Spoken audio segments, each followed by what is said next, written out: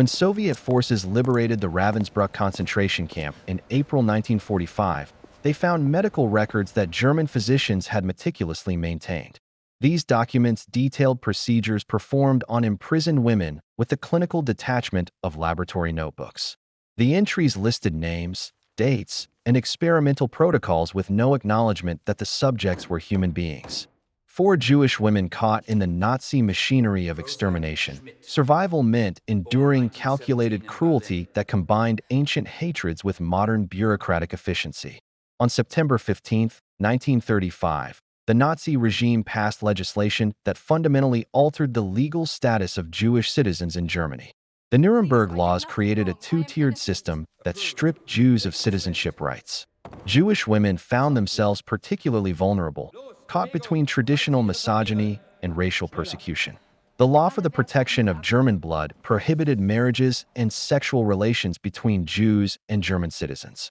When relationships were discovered, German men often received reduced sentences by claiming they had been seduced.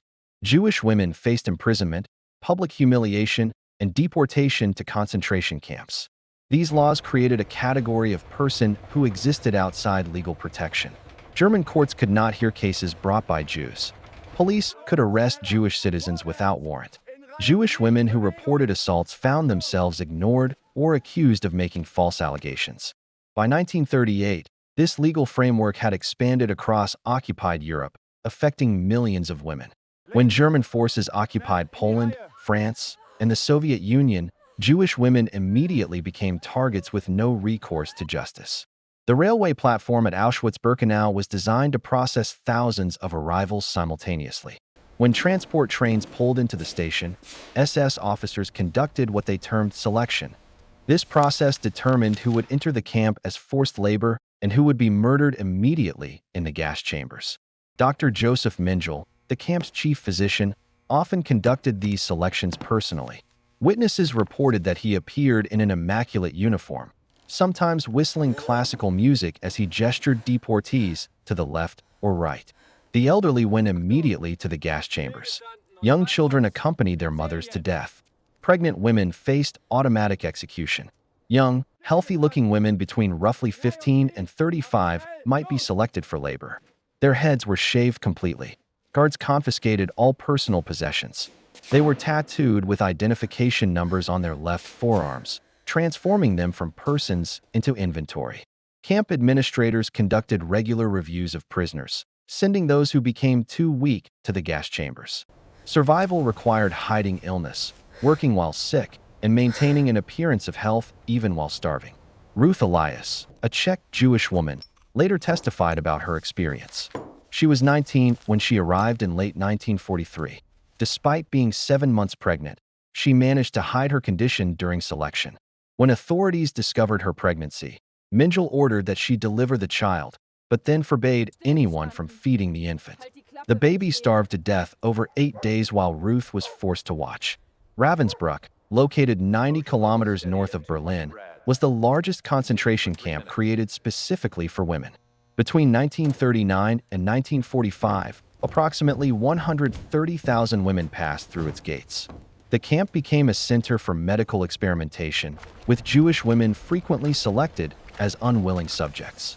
Dr. Karl Gebhardt, Heinrich Himmler's personal physician, established a research program at Ravensbrück in 1942. The stated purpose was to test treatments for battlefield injuries. Rather than using animal models, Gebhardt's team selected healthy prisoners and deliberately inflicted injuries on them. 74 women were selected for these experiments.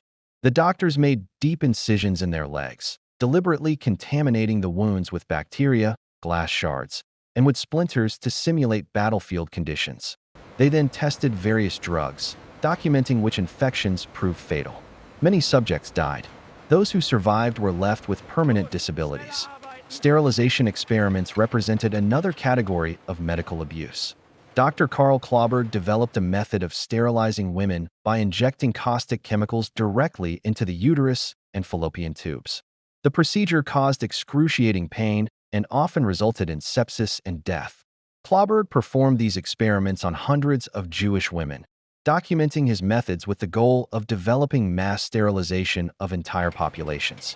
Dr. Horst Schumann conducted radiation experiments, exposing women's reproductive organs to high doses of X-rays.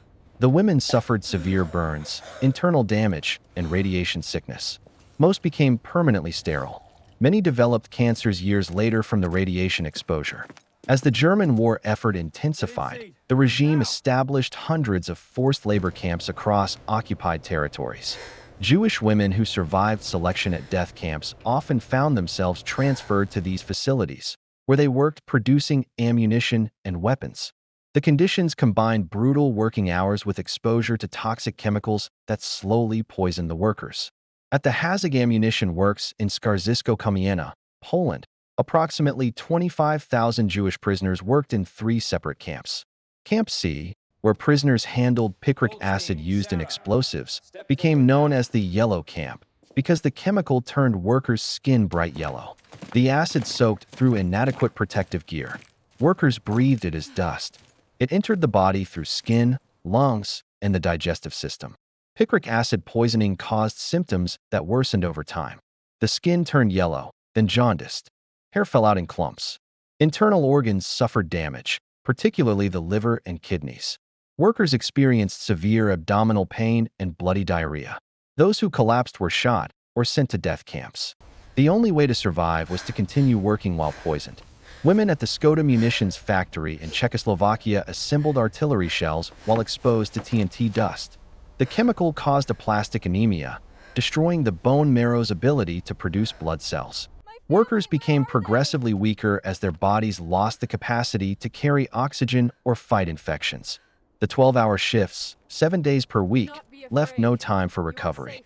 Food rations provided barely enough calories to survive. Guards beat workers who slowed their pace.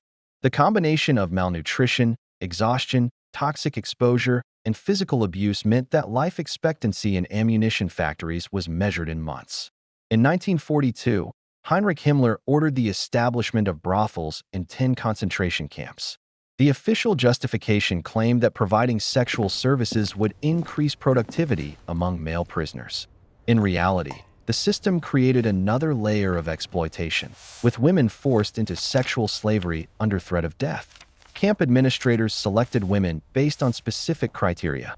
They needed to be young and healthy enough to survive repeated assaults. The women received no choice.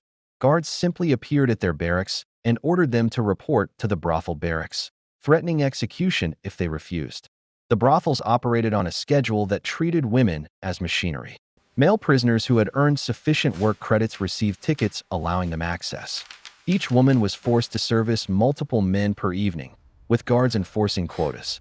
The physical trauma was severe and constant. Women suffered internal injuries, infections, and pregnancy. Those who became pregnant faced forced abortions or execution. The psychological damage equaled the physical trauma. Women forced into the brothels experienced profound shame and isolation.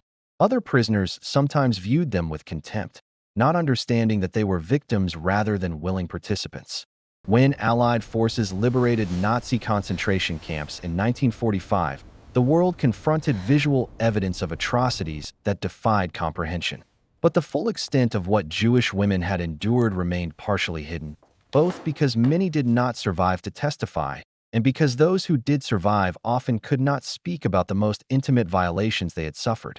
Soviet forces reached Auschwitz first, on January 27, 1945. They found approximately 7,000 surviving prisoners, many too weak to walk. Female survivors faced particular challenges. Many were pregnant as a result of rape. Others had suffered permanent reproductive damage from medical experiments, sterilization procedures, or physical trauma.